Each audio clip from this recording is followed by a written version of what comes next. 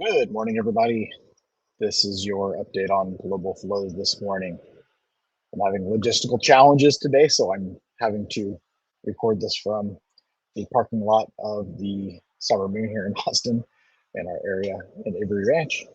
So here goes. I hope the background noise is not too crazy. It's much better out here than it is inside. I'm trying to do it from the truck, but Wi-Fi wasn't good enough. So here we go. Today we are going to explore the theme is China, and the platform is going to be the Financial Times. All of these articles come from Financial Times. You'll see the link down in the show notes. Welcome to Global Flows podcast, where we delve into the intricate world of international trade and politics, unraveling how they shape our interconnected global landscape. First article is about Xi Jinping warns China's economic recovery is at a critical stage. Okay, China's economic recovery post COVID, it's been really a challenge. There are signs that things are getting better, but Xi making this announcement, I think, is even more commitment from the government that they're taking steps. He has stated that China's economy or economic recovery is at a critical stage. They're responding with proactive fiscal, effective monetary policies. Include interest rate cuts and the issuance of 1 trillion RMB in central government bonds. China has seen mixed economic data with slight positive turn in exports in November, but weakening manufacturing activity. Most of the headlines would tell you that production is moving away from China into Vietnam, Mexico, Indonesia, especially in the furniture world, which we play in at Gathercraft. It seems like, but I think China will be robust. And there are a lot of manufacturing things that we do that can't be done elsewhere. So we'll keep an eye on that. Despite setting a GDP growth target of 5% for the year, the lowest in decades, there is a speculation about maintaining the same target for 2024.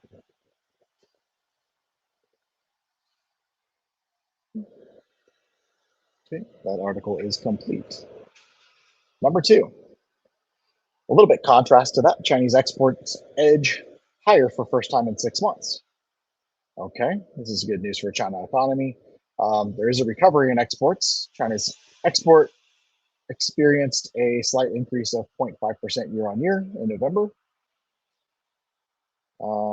Domestic demand remains weak despite the uptick in exports. Imports into China fell by 0.6%. And we can see that through this graph here. Exports took a big dip. This is from January 2022 to January 2023. Major rise, a major fall, and then now the uptick. Imports staying moderately down, up, and then kind of curbing down. Future export performance concerns. Economists warn that with profit margins at decade lows, Chinese producers may not have much room to further reduce prices. Okay, next article. Contrasting again, Moody's cuts China's credit outlook to negative. All right, there's a downgrade.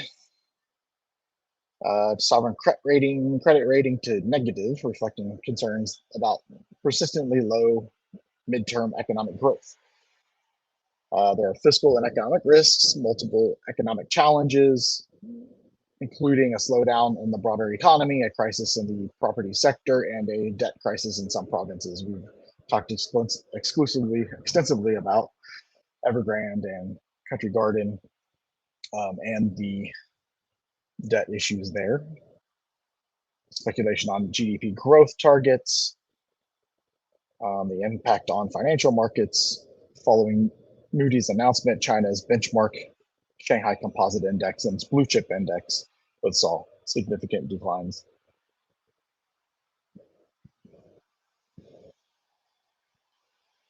Okay, number 4, China dismisses EU trade deficit concerns as leaders meet. Xi Jinping holds candid talks with heads of European Commission and EU Council in Beijing. 5 bullet points. The EU-China summit, leaders like European Council President Charles Michel and European Commission President Ursula von der Leyen met with President Xi in Beijing. There are trade deficit concerns. The EU has, of course, lopsided in China's direction, economic discussions, China's stance on trade and green transition. Chinese officials emphasize the importance of EU's decision making regarding benefits from China industrial prowess in renewable energies.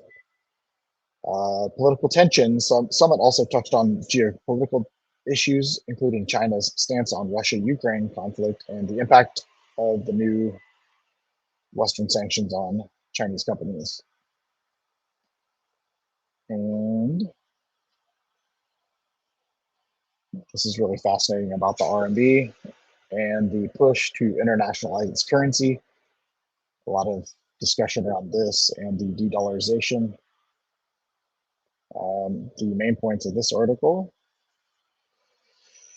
RMB increasing international use. Despite economic challenges, the Chinese renminbi has seen a notable increase from 1.9% of global to 3.6%. Geopolitical factors driven partly by geopolitical concerns, reducing dependence on the US dollar. Trade settlements, with nearly 30% of its trade in goods and services being transacted in renminbi.